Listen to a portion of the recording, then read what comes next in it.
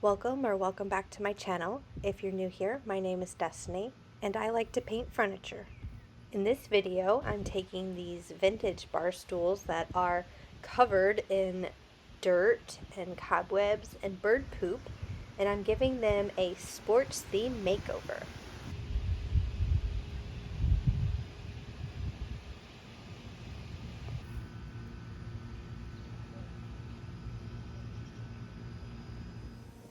I'm cleaning these with Dawn dish soap and some bleach. I just want to make sure that they are sanitized because of the bird poop. So I feel like I have some explaining to do as to where I have been.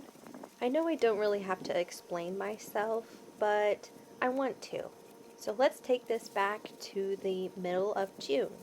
So around that time, my husband's family had a family reunion, and we were gone for 4 days, and it was so much fun, seeing everyone and hanging out and just relaxing and having a good time.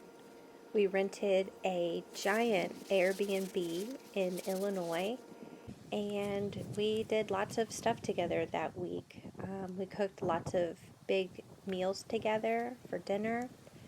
We did a scavenger hunt in town, and overall it was really nice to just turn off your brain for a couple days. So when the family reunion was over, I'm not gonna lie, I was still very much in vacation mode, and so I just decided to take the next week off. So fast forward to July 1st. My husband said that he wasn't feeling well and he was feeling dizzy and short of breath.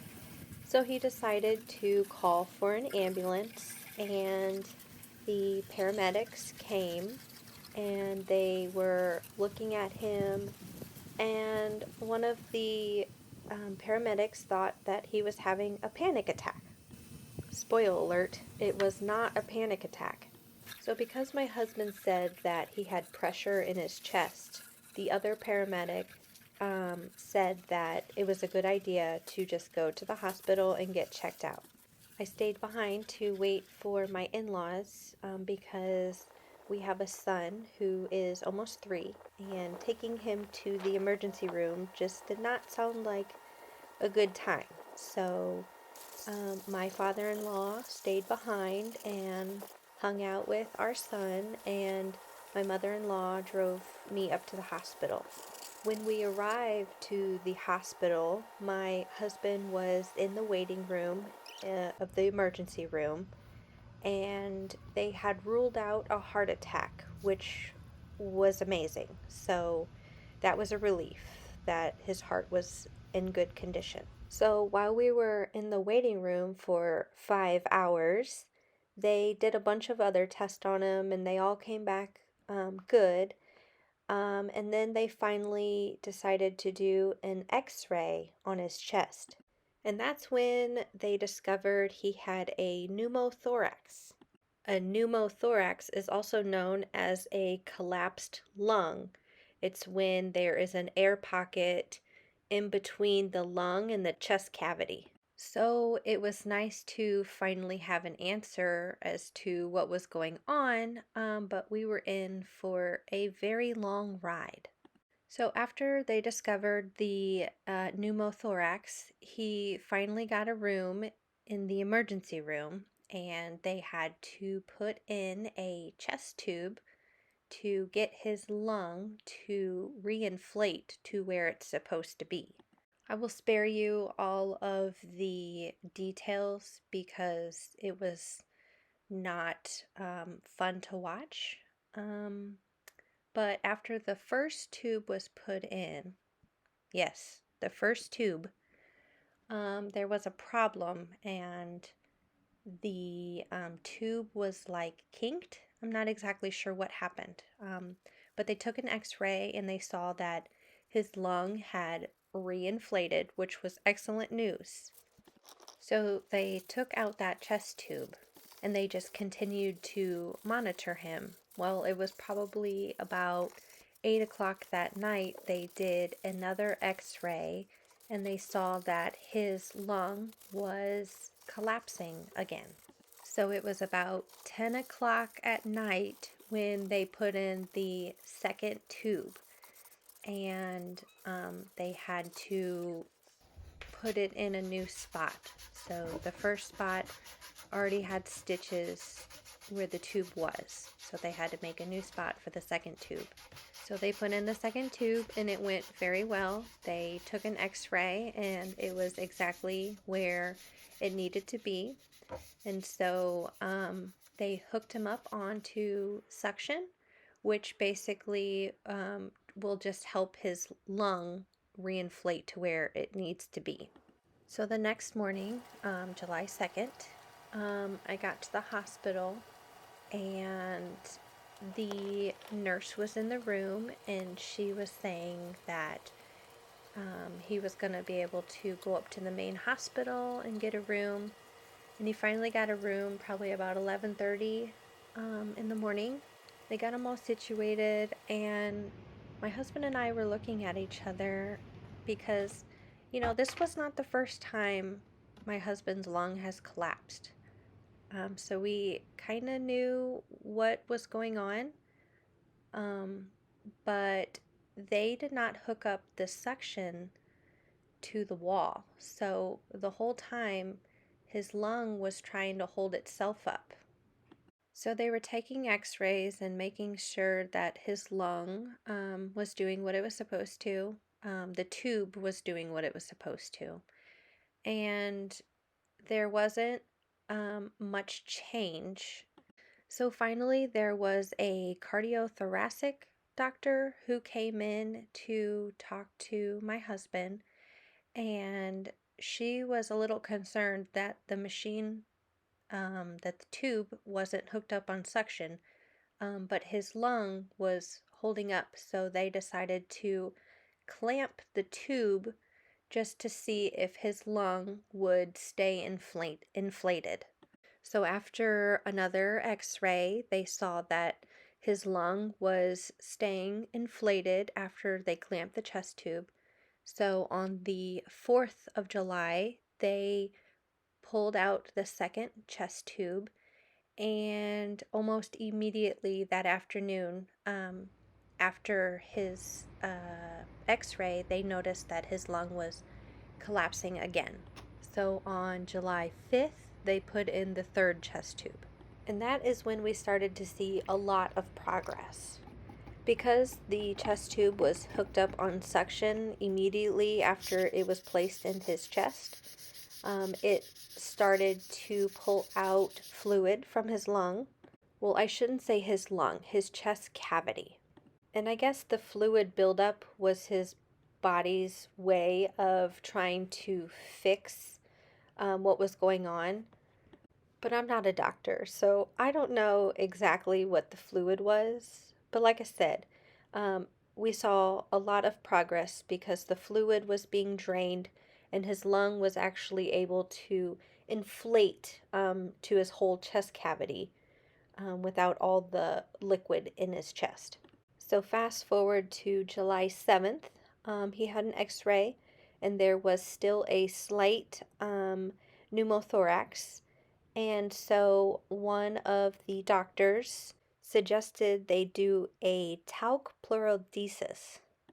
And that is a procedure where they take this talc powder and they make it into like a liquid form, and they inserted it through his chest tube. So it would go into his chest cavity, and that would basically act as a glue to force his lung to stay lined on his chest cavity instead of collapsing. So after the talc procedure was done, they waited a day to take another x-ray, and they were liking what they were seeing. So I think it was July 9th, he had his third chest tube clamped. So July 10th, he got his third chest tube removed, and we waited all day long for the doctor to send over paperwork to release us from the hospital. And when I say we were so ready to go home and so happy to walk out of those hospital doors, it was such a relief. 10 days in the hospital is enough to make anyone go crazy, but I am super thankful that he kept his spirits up. But unfortunately, I have more bad news to share. So while Joel, my husband, was in the hospital, our 14-year-old dog, Pippin, his health started to rapidly decline. His health started to decline really last year. He started to have seizures, but we didn't really have the funds to get him tested as to why he was having the seizures. But they didn't happen every day or, once a week. It was very random, and we only noticed that he had two. Usually after his seizures, it would take a lot out of him. He would just sleep a lot, but usually the next day he was pretty much himself, running around the backyard, tail wagging, barking, just his normal dog shenanigans. Really quick, I want to explain what I'm doing here. So I printed off this St. Louis city, and I'm just using a pencil and I'm coloring along the back side, and I'm going to use this as a stencil. So anyways, back to our dog Pip. Like I said, his health started to rapidly decline while Joel was in the hospital, and I didn't want to worry him too much. I wanted him to focus on healing himself, and I didn't want to put that burden on him. Him being stuck in the hospital and his dog not doing well. So after last year, when Pip started having seizures, he started to lose a little bit of weight. And we just thought, like, old age, it was pretty typical. Dogs not eating very much. And his eating habits didn't really change a whole lot throughout his life. He would sometimes skip meals, and we never really thought anything of it because he would always eat his next meal. But while Joel was in the hospital, I just knew something was very off about Pip, and I just knew it was coming. I told Joel a little bit about what was going on with Pip, but I wanted him to see what I was seeing before we decide what to do next. Over the next couple days, he just continued to decline. He stopped eating and he lost a lot of his muscle control, and he just no longer had his personality, and so we just knew it was his time. So on July 21st, the vet came to our home and he walked us through the entire process from start to finish. And it was almost like an out-of-body experience. You never think you would have to go through something like this. Pippin's final resting place is in our backyard underneath a magnolia tree, and I am so excited to see it bloom next year and just think about him and all the good memories we have. So in other words, I'm just ready for July to be over with. It's been very hard. And again, I know I don't owe anyone an explanation of where I've been, but I just want you guys to know that I'm still here, but I just need some time.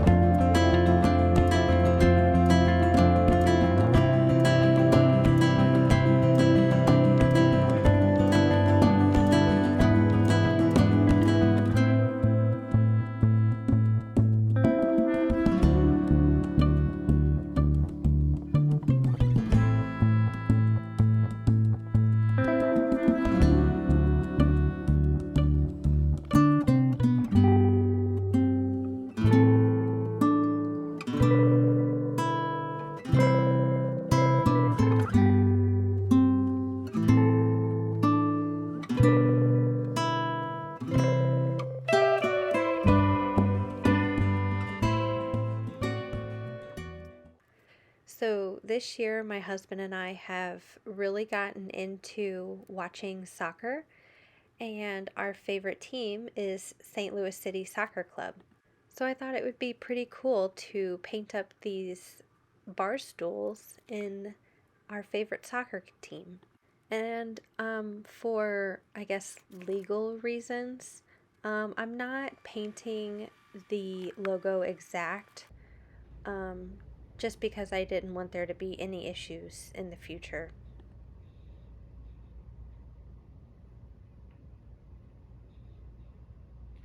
By coat number 3, I was realizing that white was not it, so I end up painting this again off camera, and you'll see the final color at the end.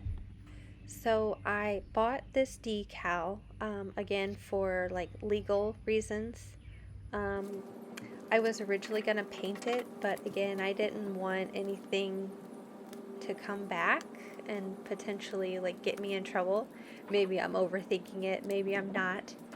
But I bought this decal and I thought it would be pretty cool just to put it on the chair, and then that way it gives more of a finished feel. I'm just using a paint stick and I'm just gently rubbing the decal onto the chair. That way I can peel off the protective layer on top of the decal.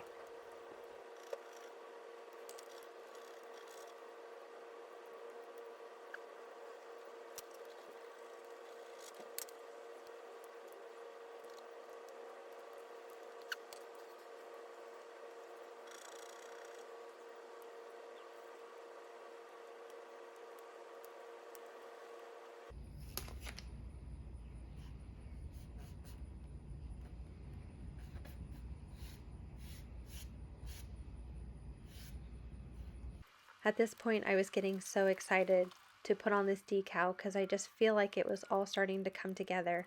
And I'm very excited to show you the finished project.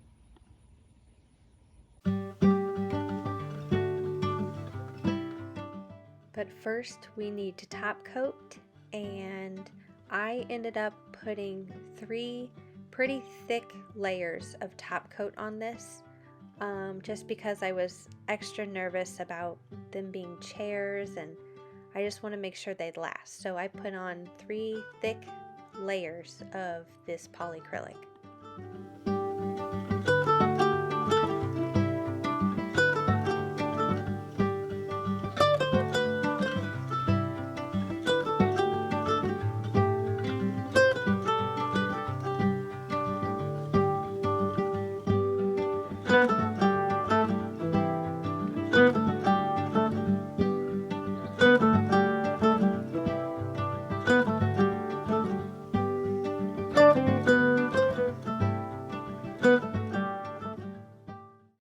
Here's one last look of these sad, poopy chairs.